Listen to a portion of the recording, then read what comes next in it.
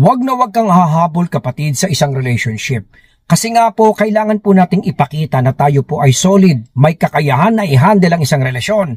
Alam ng karamihan, wired tayo dyan, na ang relationship mga utol ay complicated. Punong-puno ng problema, punong-puno ng sakit at sakit ng ulo. Kaya kung halimbawang ipapakita mo na ikaw ay hindi capable to be there, na ipapakita mong wala kang kapasidad para i-handle, even yung emotions natin mga utol, complete turn off yun. Unattractive yun.